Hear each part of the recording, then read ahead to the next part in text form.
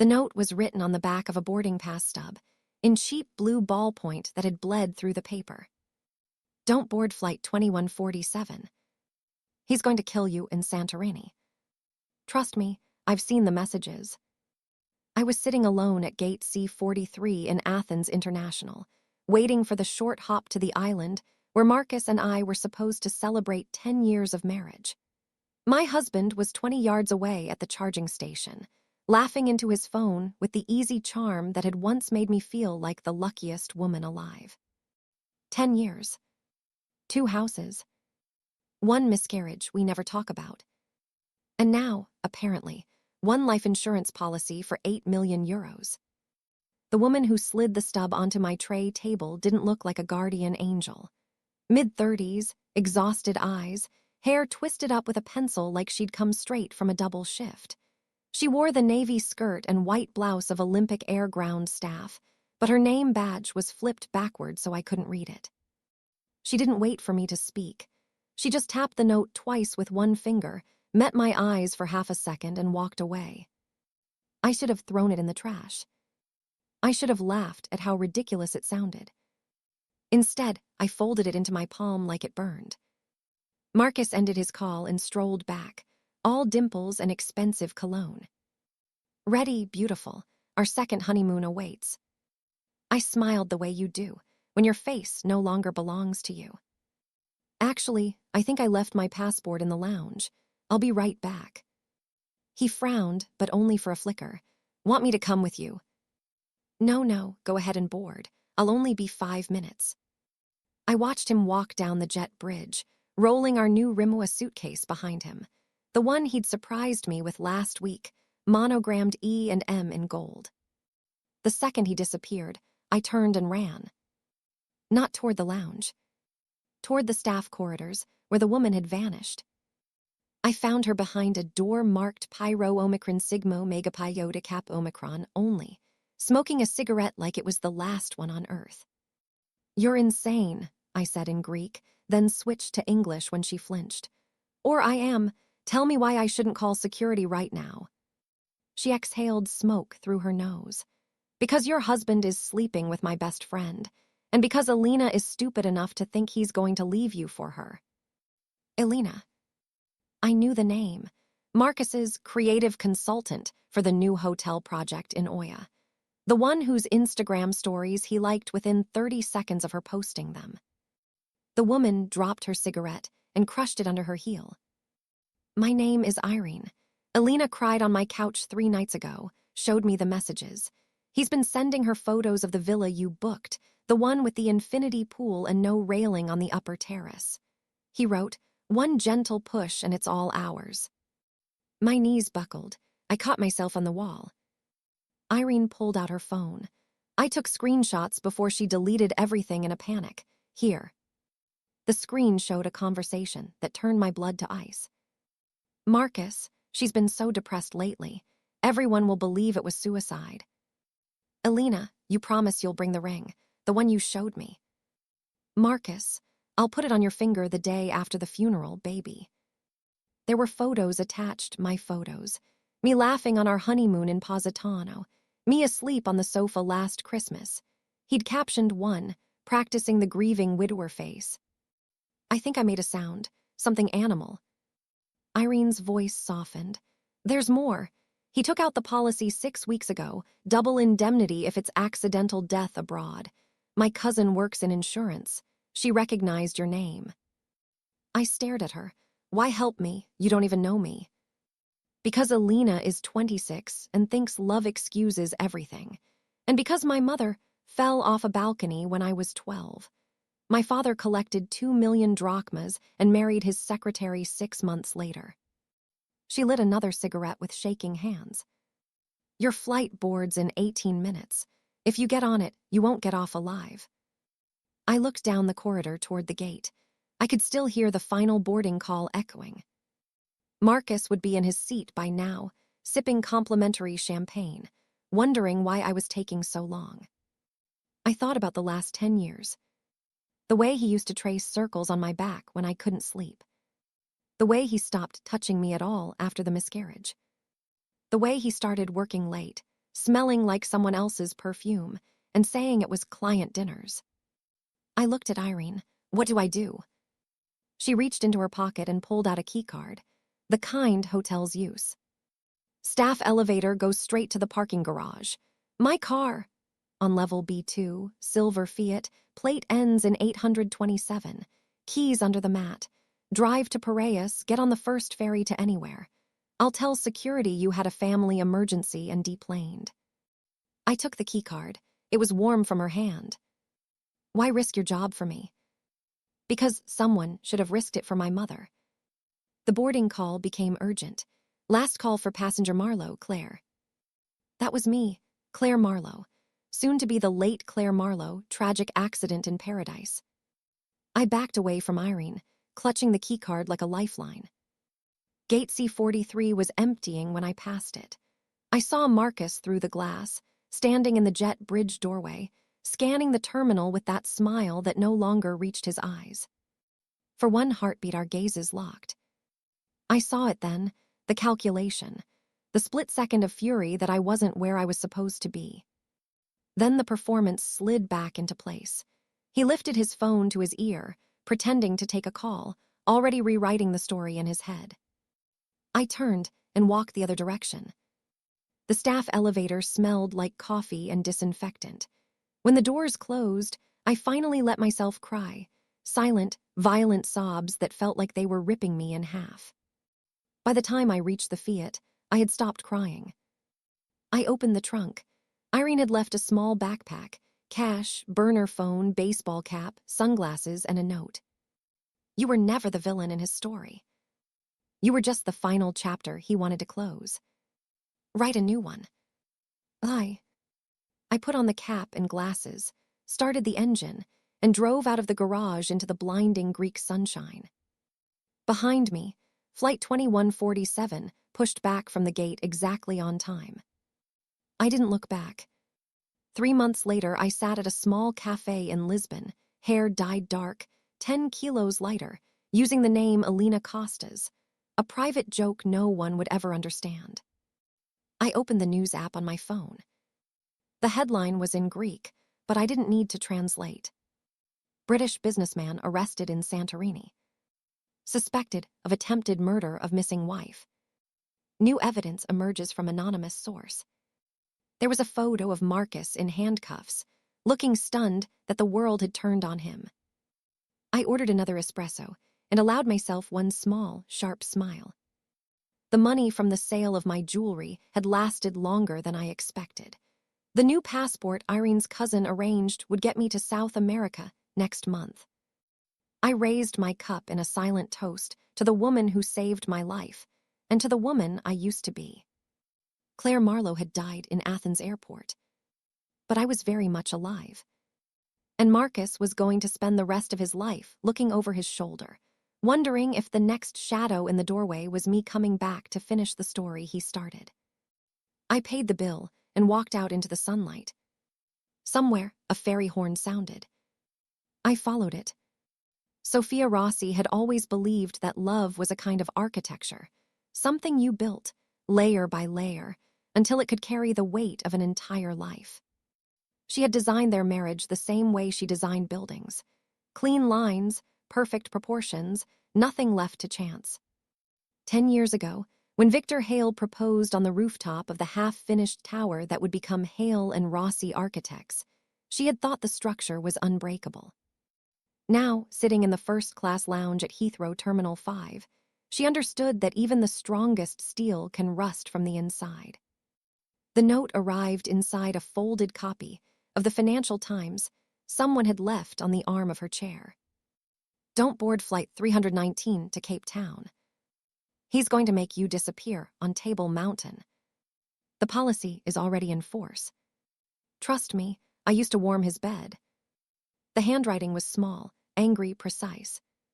The paper smelled faintly of Chanel Coco Mademoiselle, Victor's favorite. Sophia's pulse did not race. It simply stopped, then restarted at a different tempo, like a metronome someone had kicked. Victor was at the bar, charming the bartender into an extra pour of Macallan 25. He wore the navy cashmere coat she had bought him in Milan last year, the one that made him look like a film star playing a businessman. He laughed at something the bartender said, head thrown back, throat exposed. She had once kissed that throat in the dark and believed it belonged to her. She stood up slowly, leaving her untouched Bellini sweating on the table, and walked toward the ladies' room. The woman was waiting in the handicap stall, leaning against the wall as if she'd been carved there. "You're late," the woman said. She was perhaps 30, olive-skinned, with a streak of silver in her black hair that looked deliberate rather than premature. Her accent was Cape Town colored, soft vowels, hard consonants. "You're the mistress," Sophia said. "Not a question." "Was," the woman corrected. "Lara February. I lasted 14 months, long enough to learn that Victor doesn't leave wives, he erases them." She handed Sophia a flash drive on a thin gold chain. "Everything on here. The new policy, £10 million, double indemnity for accidental death abroad. Emails between him and a guide named Pieter van Jaarsveld who owes him favors. Photos of the trail he picked. It's narrow, windy, no railing in parts. One slip," Lara shrugged, a movement full of exhausted elegance. "They'll call it a tragedy. He'll cry beautifully at the memorial." Sophia closed her fist around the drive. The metal teeth bit into her palm. "Why warn me?" "Because my sister really did fall off Table Mountain," Lara said. "Victor was there that day too. Coincidence, the inquest said. I've been waiting 8 years for God to balance the books. Looks like he subcontracted." The boarding call for Flight 319 echoed through the terminal, honeyed and final. Victor appeared in the doorway of the lounge, scanning for her. His smile was perfect. Concerned husband, doting partner, the man every woman in the room wished was hers. Sophia felt something inside her chest calcify. She walked straight past him toward the gate, then suddenly doubled over, one hand pressed to her ribs. "Victor," she gasped, "I can't breathe." It was not entirely acting. People turned, phones appeared, a stewardess hurried over. Within minutes, she was on a stretcher, oxygen mask over her face, Victor holding her hand with theatrical tenderness while his eyes calculated delays, costs, new timelines. In the ambulance, he tried to bully the paramedic into discharging her immediately. The paramedic, a tired Jamaican man who had seen every performance known to man, simply said, "Not my circus, not my monkey, mate," and closed the doors in Victor's face. Sophia was admitted to Hillingdon Hospital for observation. Victor paced the corridor on his phone, voice low, furious. She waited until he stepped out for coffee, then discharged herself, took a black cab to their house in Holland Park, and began the demolition. She knew all the hiding places. She had designed half of them. Behind the false panel in his study wall, the second passport in the name of Victor Hale Carter, the one he thought she didn't know about. In the safe, whose combination was the date of their first kiss, a folder labeled Contingency, S. Inside, the insurance policy, the transfer instructions for the payout to an account in the Caymans, and most damning, a handwritten letter from Victor to himself, dated 3 weeks ago. If she dies in Cape Town, the narrative is depression after the miscarriage. Everyone knows she never got over it. "I'll wear black for a year. Then Lara can rot. I'll take the girl from the Cape Town office, Annika. Younger, hungrier. Clean slate." Sophia photographed everything, uploaded it to a cloud drive accessible only by a key she now wore on a chain around her neck, next to the flash drive Lara had given her. Then she packed one suitcase, the old Rimowa from before they were rich, and left. She did not go to a friend. She did not go to her sister. She went to the one place Victor would never look, the tiny flat in Brixton that had belonged to her mother, dead 5 years now, still in her maiden name. She dyed her hair the red it had been when Victor first met her, before he told her blonde's photograph better for magazine profiles. She bought new glasses with thick black frames. She became, once again, Sophie Ademi, the name on her Nigerian passport, the girl who had once believed love was enough. 2 days later, Victor's face was on every news site. Architect's wife, VANISHES, HOURS, before luxury safari. Foul play feared. He gave interviews on the steps of their house, eyes red-rimmed, voice breaking at all the right moments. Sophia watched from a cafe in Peckham, sipping tea strong enough to stand a spoon in. Lara met her there the next week, sliding into the opposite seat without greeting. "He's losing his mind," she said with satisfaction. "Moved the trip forward, going alone now. Says he needs to scatter your ashes on Table Mountain whether there's a body or not. The police are watching him. I made sure of that." Sophia stirred her tea. "You could have just gone to the police yourself. And be the bitter-colored ex-mistress. Please, they'd have laughed me out of the station. Though you're the perfect victim, white, rich, photogenic, they'll hang him with silk." Sophia looked at her for a long moment. "I'm not going to be anyone's victim," she said quietly. "Not anymore." She flew to Cape Town 3 days later. Economy, middle seat, no luggage but a carry-on. She checked into a backpacker's, hostel in Gardens under the name Lara February, a private joke. On the morning, Victor planned to hike the Platiclip Gorge Trail, the one with the sheer drop he'd chosen for her. She was already there, waiting at the top where the cable car arrives. He came up the easy way, wearing sunglasses and grief like a tailored suit. When he saw her standing by the railing, alive, whole, unafraid, the color drained from his face so completely she thought he might actually fall. "Surprise," she said softly. Behind her, 2 officers from the South African Police Service stepped forward. Victor tried to run. He made it 3 steps before they took him down on the warm stone, Table Mountain indifferent above them, the Atlantic glittering below like broken glass. Later, in the interview room, he cried. He said it had been a mistake, that he'd never really meant it, that he loved her. Sophia watched through the one-way glass. She did not cry. She had stopped building things for him a long time ago. 6 months later, Hale and Rossi Architects became simply Rossi Studio. The new headquarters were in Lagos, her mother's city, her city now. On the day the divorce was finalized, Sophia stood on the roof of the half-finished tower she was designing for a women's hospital and watched the sun set over the lagoon. She wore red again.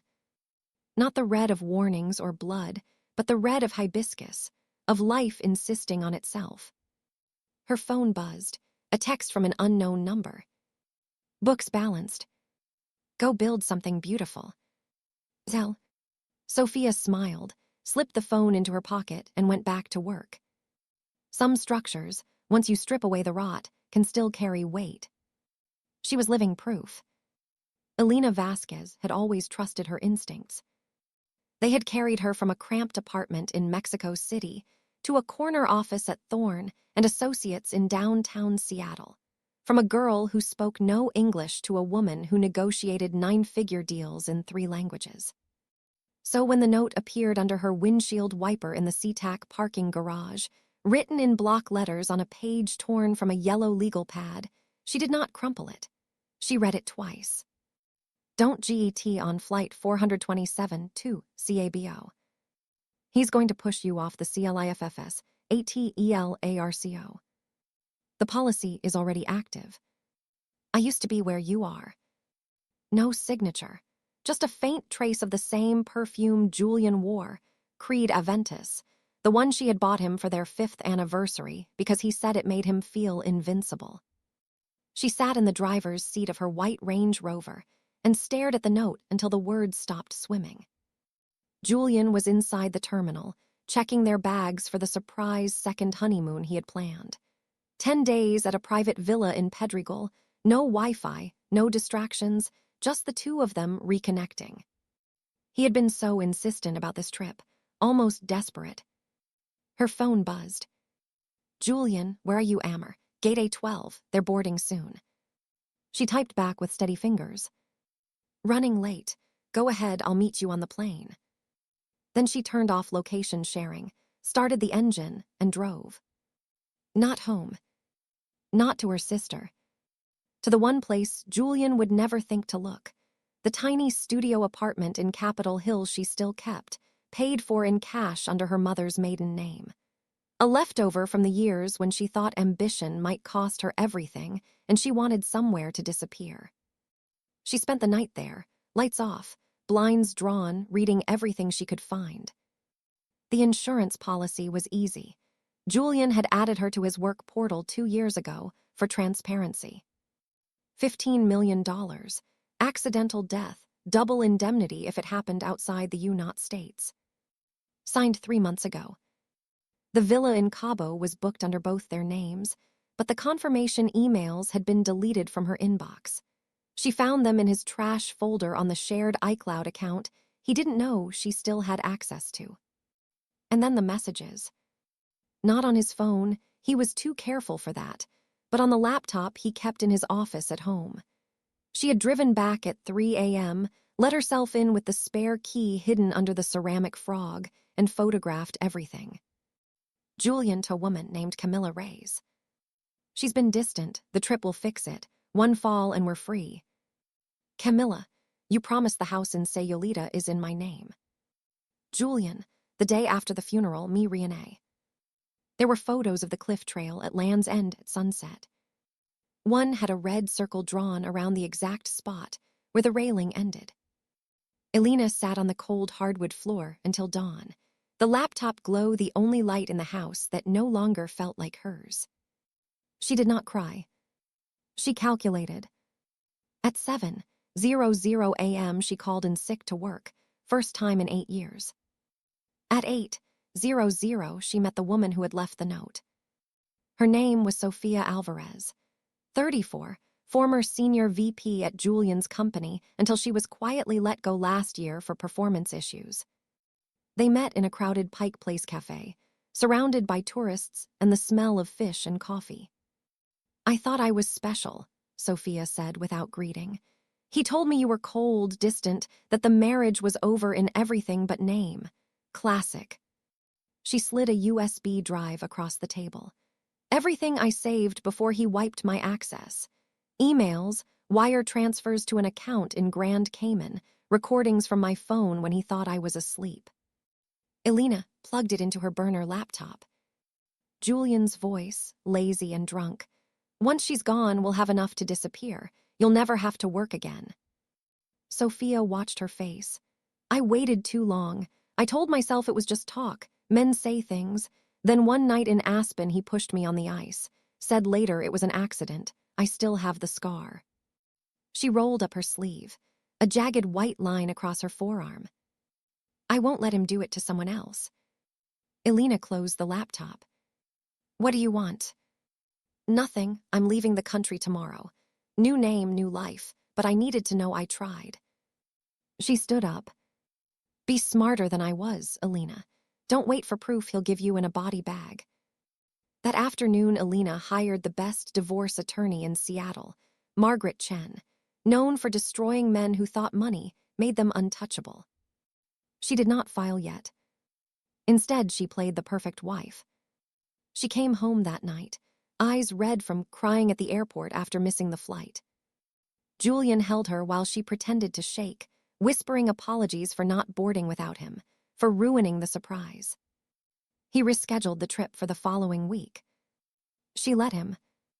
Over the next 5 days, she became someone he didn't recognize, and therefore didn't suspect. She cooked his favorite meals. She wore the red dress he loved. She initiated sex with a hunger that made him laugh in delighted surprise. And every night, while he slept the deep, satisfied sleep of a man who believed he was winning, she moved money. Not all of it, just enough. $500,000 here, a quarter there, into accounts he'd never find. She sold the Rolex he'd given her for their anniversary on a private app, cash wired to a trust in her sister's name in Guadalajara. She met with Margaret twice, in the back of a town car with tinted windows. On the 6th day, Julian came home early. She was in the kitchen, chopping onions for mole, wearing the apron he'd brought back from Oaxaca the year before everything changed. He stood in the doorway watching her, tie loosened, eyes sharp.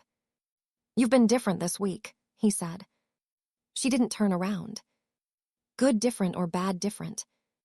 Too good, he said. It makes me nervous. She laughed, light and practiced. I almost lost you by being distant. I'm not making that mistake again. He crossed the room, came up behind her, hands on her hips. We leave tomorrow, this time no excuses. She leaned back into him, let him kiss her neck. Tomorrow, she agreed. That night she waited until his breathing evened out, until the Ambien he took every night pulled him under. Then she got up, dressed in black, and walked out the front door with nothing but her passport, the USB drive, and a small duffel. She did not leave a note. At 4:17 a.m., she boarded a red-eye to Mexico City under her mother's maiden name. By the time Julian woke up to an empty bed and a cold side of the sheets, she was already over California. He called. She didn't answer. He called again and again until her old number was disconnected. 2 days later, the story broke. Tech executives, wife vanishes, days before luxury vacation. Foul play suspected. $15 million insurance policy discovered. Julian gave a tearful press conference on the steps of their mansion, begging whoever had taken her to let her go. Elena watched it from a small hotel in San Miguel de Allende, drinking coffee on a balcony covered in bougainvillea. Margaret had filed everything that morning. Not divorce papers. Criminal charges. Attempted murder for hire, conspiracy, insurance fraud. The USB drive, the recordings, the money trail, Sophia's sworn affidavit from Portugal, everything delivered anonymously to the FBI and the Seattle PD. Julian was arrested, trying to board a private jet to Buenos Aires. He claimed it was all a misunderstanding, that Elena had been unstable, depressed, that she'd staged everything. But the evidence was too clean, too meticulous, just like everything Elena did. 6 months later, the trial began. She did not attend. Instead, she opened Vasquez Studio, a small architecture firm specializing in sustainable homes for women leaving abusive situations. The first house she designed had no balconies, just wide, safe terraces with railings made of steel and second chances. Sometimes, late at night, she would stand on her new rooftop in the Colonia Roma neighborhood of Mexico City and look out at the lights. She never felt afraid anymore. Only free. And somewhere across the border, in a federal prison in California, Julian Thorne learned what it felt like to fall with no one to catch you. Elena never visited. She didn't need to. She had already won. Vivian Hart had always believed that marriage was a contract written in trust and signed in blood. She had signed hers willingly, in a candle-lit ceremony on a cliff in Big Sur, with Sebastian Cole's hand steady over hers and the Pacific roaring its approval below. 8 years later, in the first-class lounge at JFK, waiting for a flight to Positano, she learned that some contracts have hidden clauses written in poison. The note was slipped into the side pocket of her Hermes Kelly while she was at the Chanel counter buying perfume she didn't need. A single sheet of heavy cream paper, folded once, the handwriting sharp and feminine. Don't board Flight 82 to Naples. He's going to push you off the terrace at La Cyrnus. The policy went active last month. I used to be the signature on his hotel receipts. Zell. Vivian's pulse didn't race. It simply stopped, then restarted colder, like an engine turning over in January. Sebastian was 20 feet away, leaning against the bar in his navy Brioni suit, laughing at something the bartender said. He had the kind of beauty that made strangers forgive him anything. Tall, dark-haired, green eyes that looked lit from within. He caught her gaze and lifted his glass in a small toast. She lifted hers back, the smile automatic, the muscle memory of 8 years of practiced adoration. She excused herself to the restroom. The woman was waiting in the farthest stall, door ajar. Mid-30s, auburn hair twisted up with a ballpoint pen, eyes the color of storm glass. She wore the navy trench Vivian had seen on a dozen women in the lounge, but on her it looked like armor. "You're late," the woman said in lightly accented English. "Lysette Duval. I lasted 11 months, long enough to learn that Sebastian doesn't end marriages. He ends wives." She handed Vivian a flash drive on a thin rose gold chain. Everything on there: $20 million policy, accidental death abroad, double indemnity. Emails to a fixer in Naples who specializes in tragic falls. Photos of the exact terrace he booked, corner suite, no railing on the east side because of the authentic architecture. Lysette's mouth twisted. "He told me you were frigid, obsessed with work, that the marriage was dead. I believed him. Then I found the folder on his laptop labeled V2.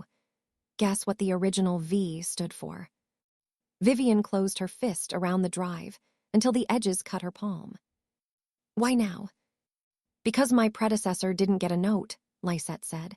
"They ruled it suicide. Sebastian sent flowers to the funeral, white lilies. He hates lilies." She glanced at her watch. "Flight boards in 22 minutes. If you get on it, you won't get off alive." Vivian walked out of the restroom without a word. She made it 10 steps before her knees buckled. Real this time, not performance. Sebastian was there instantly, catching her elbows, concern etched so perfectly it could have been carved by Michelangelo. "Vive, baby, what's wrong?" I don't know," dizzy, heart racing. She let her head loll against his chest. "I think it's the altitude here or something. I can't fly like this." He tried to argue. He tried charm, then logic, then quiet fury disguised as worry.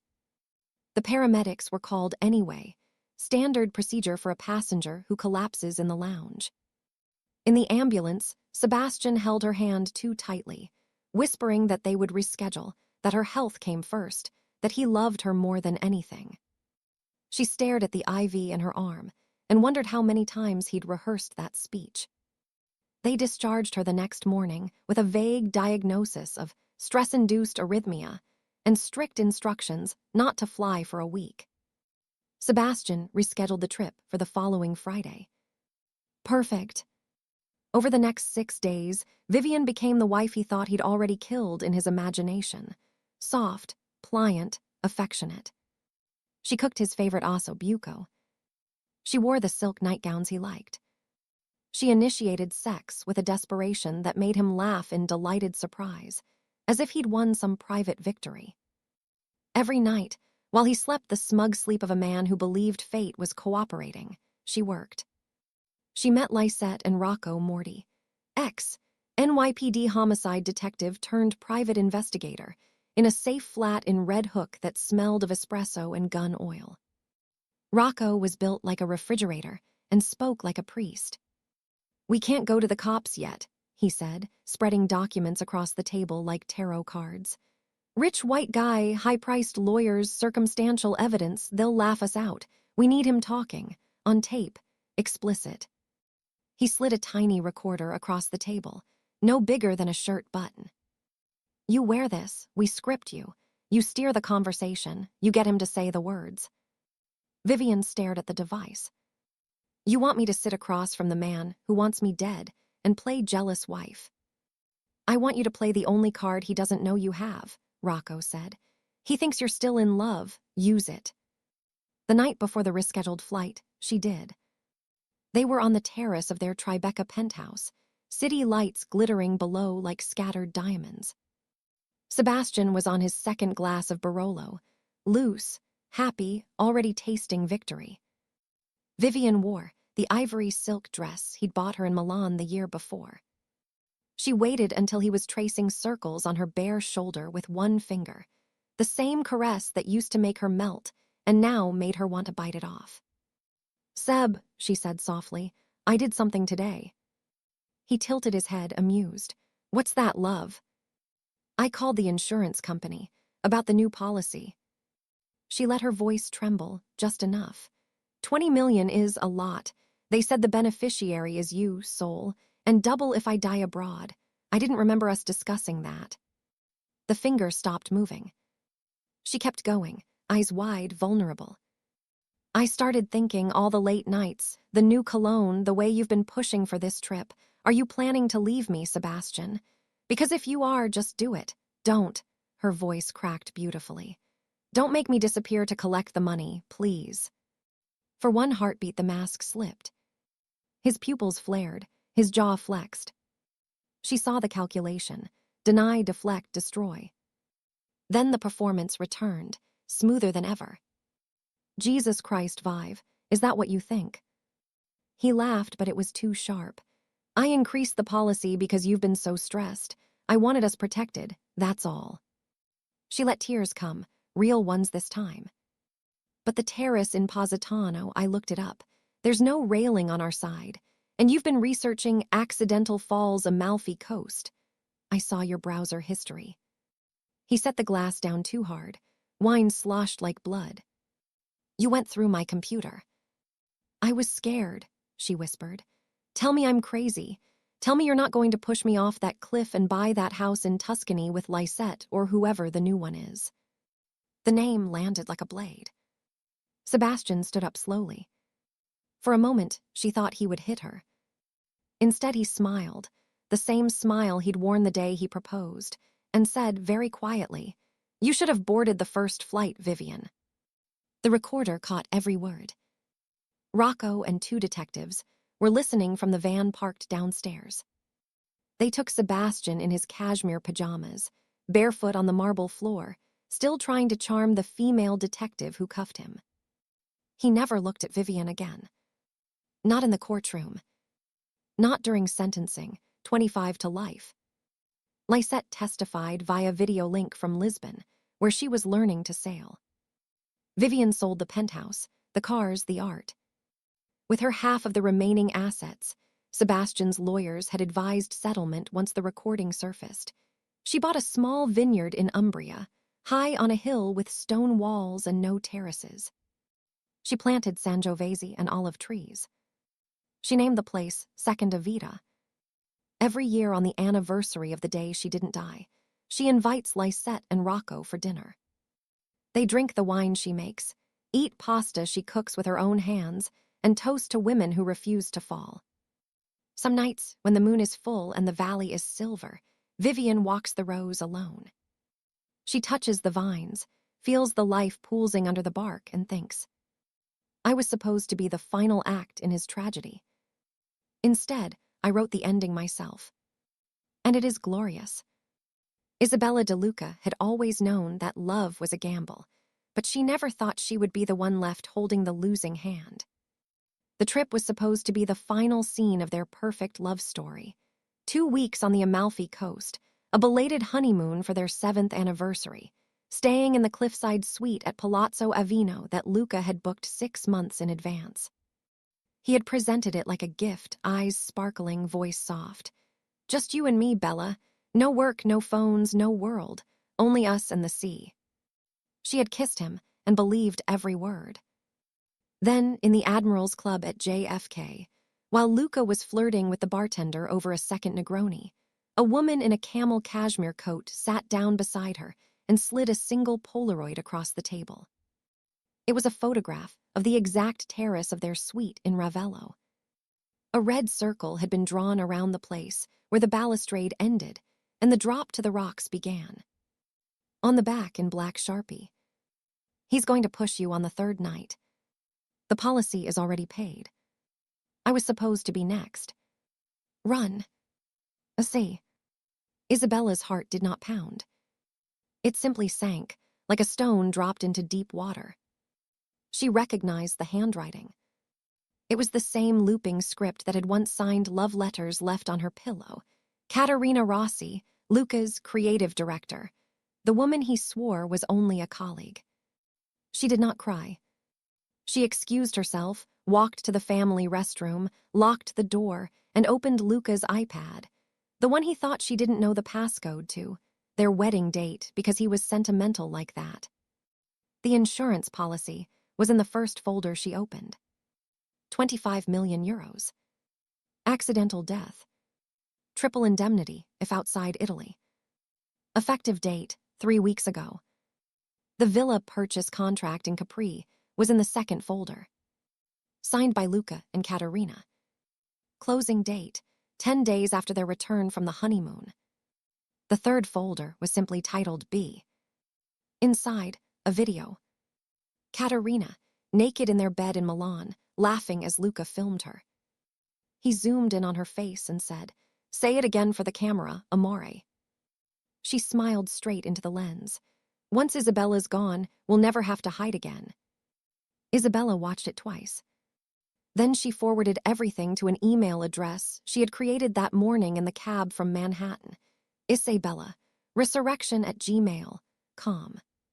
She walked out of the restroom, found the woman in the camel coat waiting by the gate, and said only, "Thank you." The woman, Katerina's predecessor, apparently nodded once. "I waited too long. Don't make my mistake." Isabella collapsed in the lounge 5 minutes later. Not dramatically, just folded in half, clutching her chest, whispering that she couldn't breathe. Luca tried everything: charm, anger, bargaining, tears. The paramedics came anyway. They always do when a beautiful woman collapses in first class. In the ambulance, he held her hand and promised they would go next month, next year, whenever she was ready. She let him think she believed him. They discharged her with vasovagal syncope due to stress, and a recommendation to avoid air travel for 2 weeks. Luca rescheduled the trip for the following Friday. Perfect. That night, while he slept the sleep of a man who still believed he controlled the board, Isabella moved like a ghost through their Soho loft. She photographed everything again. She transferred money, 6 million euros, quietly, over weeks, into an account in Andorra he didn't know existed. She packed one go bag: passport, cash, the drive with the evidence, the red lipstick Katerina had once left in Luca's car, and that Isabella had kept like a talisman of her own stupidity. She met Valentina, the woman in the camel coat, and Marco Rinaldi, ex-carabinieri, now the most expensive private investigator in Rome, in a safe house in Bushwick that smelled of incense and gun oil. Marco spread the evidence across the table like a poker player, laying down a royal flush. "We need him on tape," he said in his smoker's rasp. "Clear, explicit, no room for his lawyers to wriggle." He handed her 2 devices, a microphone smaller than a lentil and a camera no larger than a shirt button. "Tonight you start, tomorrow we finish it." For 4 days, Isabella played the perfect recovering wife. She made Luca's favorite tagliatelle alla Norsina. She wore the black lace he loved. She laughed at his stories and touched his arm like nothing had changed. Every word was recorded. Every silence analyzed. On the 5th night, the night before the rescheduled flight, she waited until they were on the rooftop terrace, city lights glittering below like fallen stars.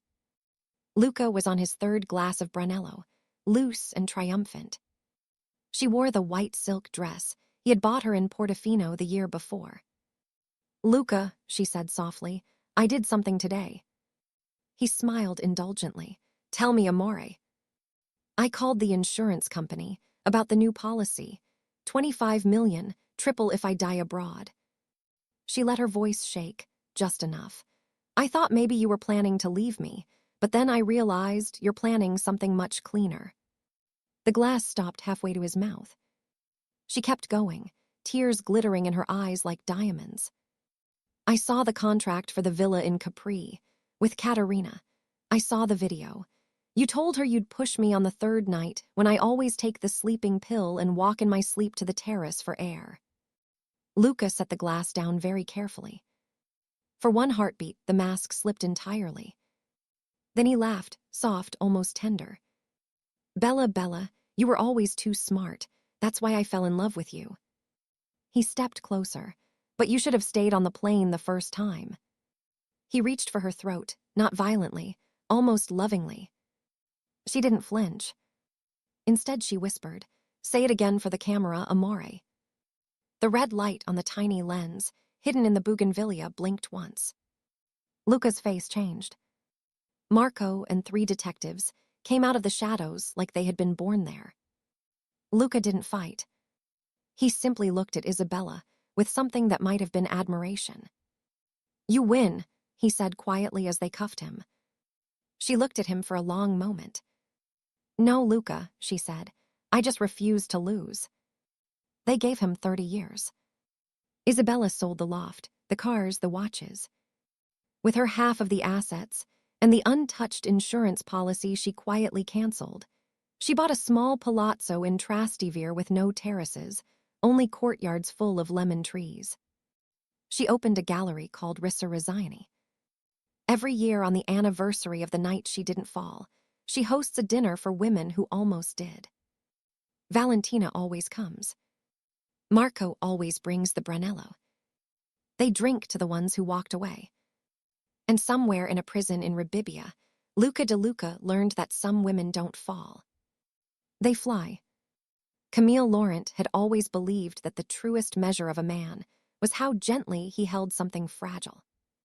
Alexander Voss had once held her like she was made of blown glass.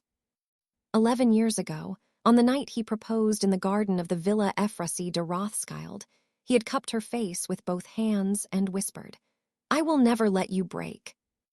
Now, in the Air France lounge at Nice Côte d'Azur, waiting for the private transfer to Aix, where they would celebrate their 10th anniversary in a cliffside suite with a terrace that hung over the Mediterranean like a dare, Camille understood the terrible irony of that promise.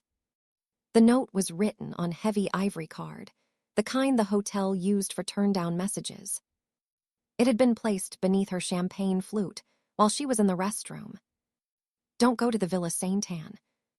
He's going to push you from the East Terrace on the second night. The policy is 30 million euros. I was the rehearsal. Margit." The handwriting was elegant, almost architectural. Camille recognized it. Margit Valois had been Alexander's muse 2 years ago, the young designer whose name had been on everyone's lips until she suddenly left Voss and Laurent and moved to Montreal. Camille did not gasp. She simply felt the world tilt, the way it does when you stand too close to the edge of something very high. Alexander was at the newsstand, buying the Italian Vogue with her face on the cover. Camille Laurent, the photographer whose monograph had just won the Prix Nadar. He looked up, caught her eye, and smiled the same slow, devastating smile that had made her say yes on a moonlit terrace a decade ago. She smiled back, stood, and walked straight into the ladies' room. Margit was waiting in the last stall, blonde hair now dark, eyes older than Camille remembered. "You came," Margit said. "You risked everything to warn me." "I owe someone a life," Margit answered. She didn't get a note. She handed Camille a small velvet pouch. Inside, a flash drive and a diamond earring, Camille's own, lost 6 months ago in Alexander's Maserati. "He kept it," Margit said. "Like a souvenir, there's a folder on the drive called C2. The original C was my predecessor, Claire. She went off a balcony in Positano. They called it suicide. Alexander sent gardenias to the funeral. He hates gardenias." Camille closed her fist around the earring until the post drew blood. "The suite in Aix," Margit continued, voice low. "East Terrace. No railing on the seaward side to preserve the view. He booked it a year ago. The policy went active the day after your monograph sold for 7 figures, triple indemnity for accidental death abroad." The boarding call for their flight to nowhere echoed. Margit touched Camille's wrist once, gently. "Run." Camille walked out, found Alexander, and collapsed in his arms with the precision of a woman who had spent her life framing perfect shots. "I can't breathe," she whispered. "Something's wrong." He tried everything: anger, charm, threats disguised as love. The paramedics came anyway. They kept her overnight in Nice for cardiac observation.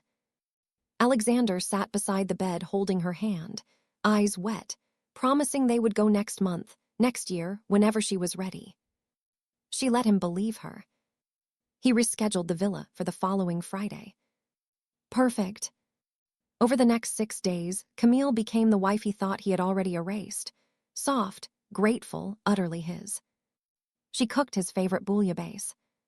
She wore the white linen dress he loved because it made her look like a bride again.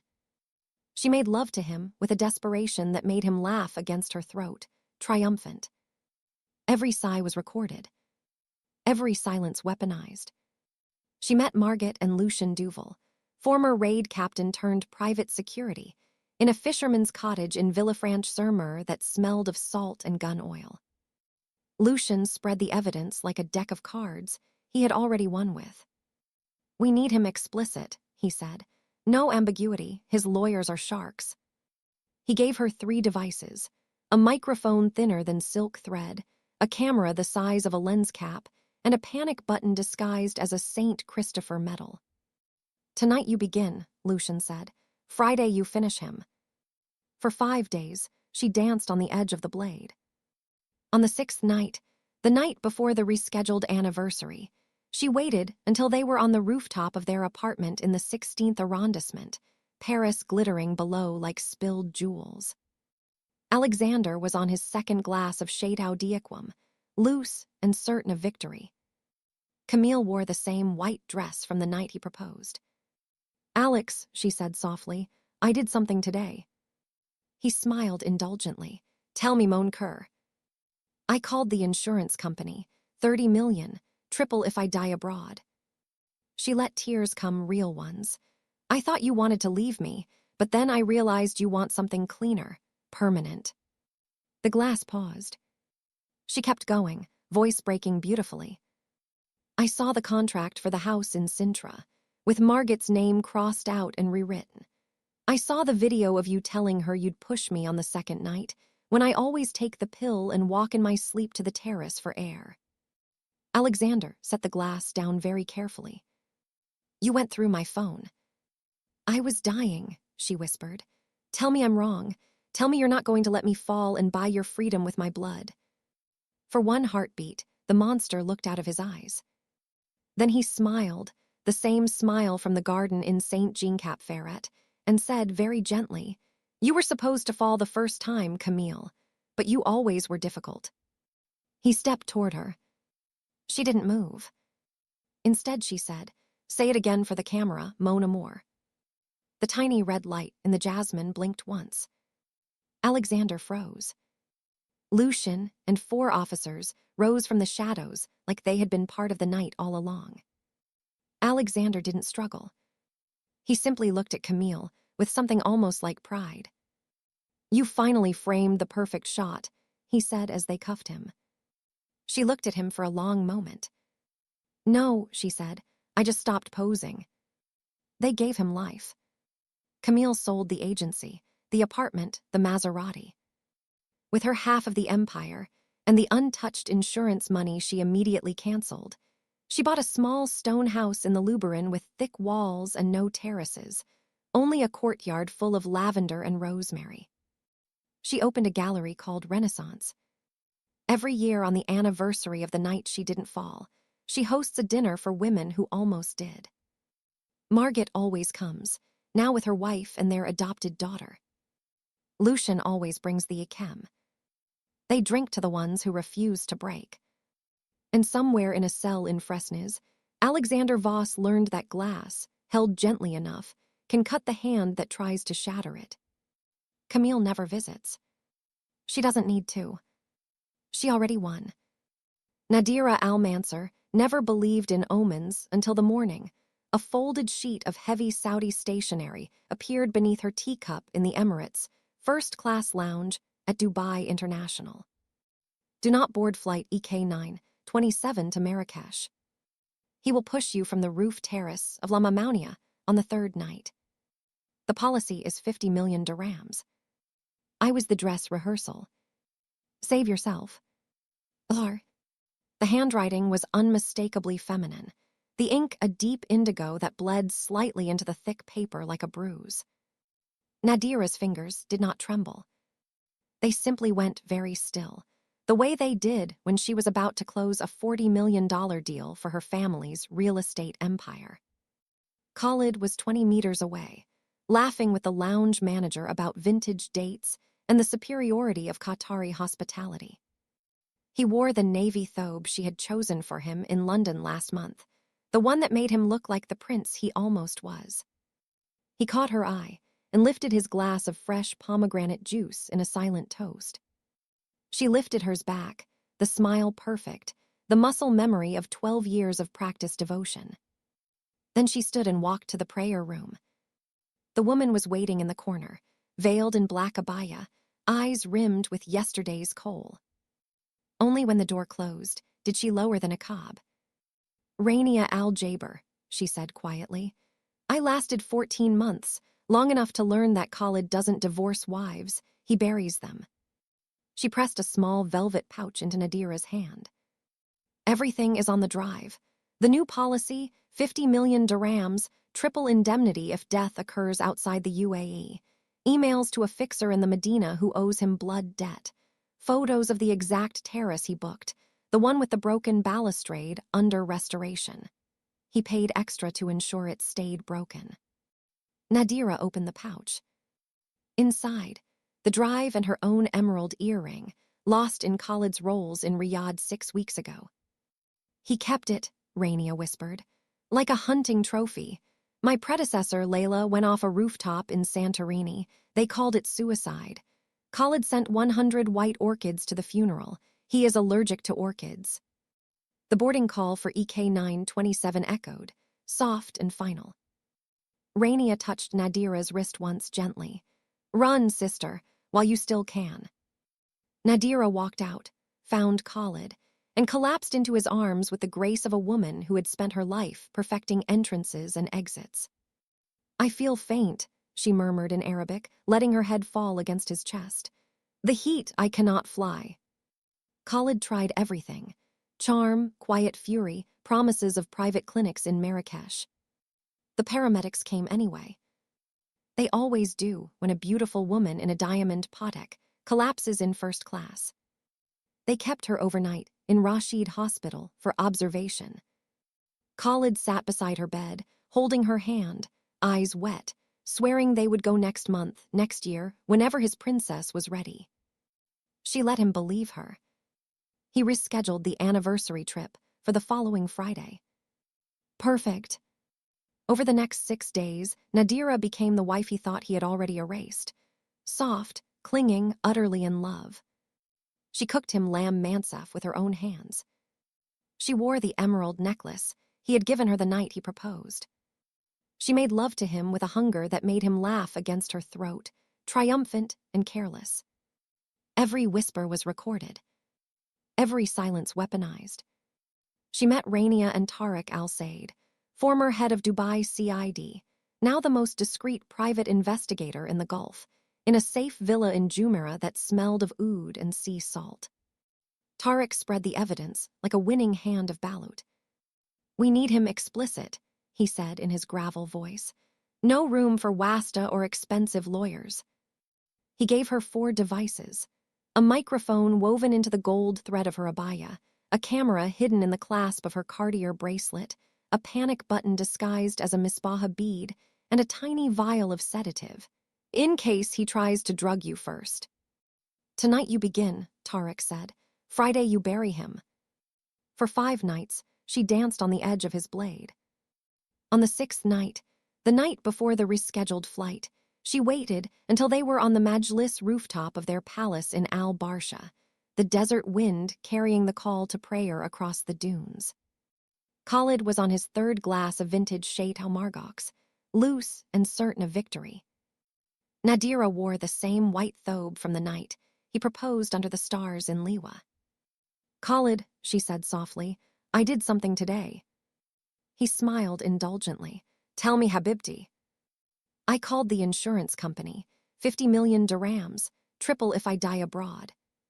She let tears come, real ones, glittering like the diamonds at her throat.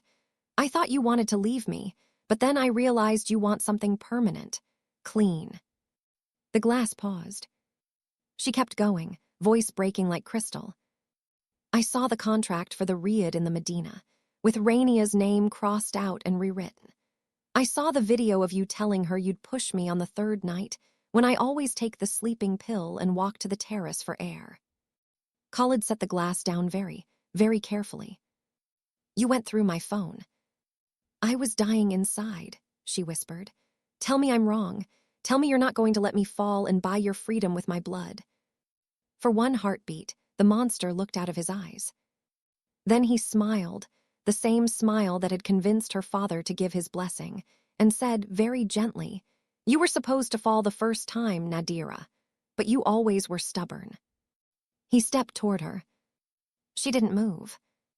Instead, she said in perfect, icy Arabic, "Say it again for the camera, ya Hayati." The tiny red light in the jasmine blinked once. Khalid froze. Tariq and 6 officers in thob and military boots rose from the shadows like jinn. Khalid didn't fight. He simply looked at Nadira with something almost like admiration. "You win, princess," he said as they cuffed him. She looked at him for a long moment. "No, Khalid," she said.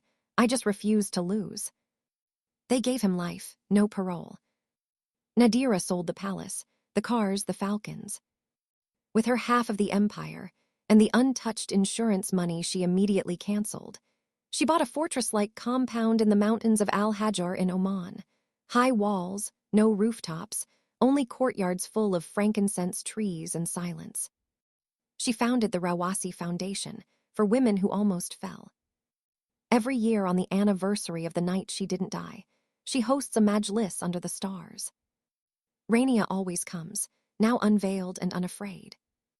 Tariq always brings the margox. They drink pomegranate juice and eat dates filled with hope. And somewhere in a cell in Al-Awir prison, Khalid Al-Mansur learned that some women are not made to be pushed. They are made to push back. Nadira never visits. She doesn't need to. She is too busy living. Brilliantly. Unapologetically. Free.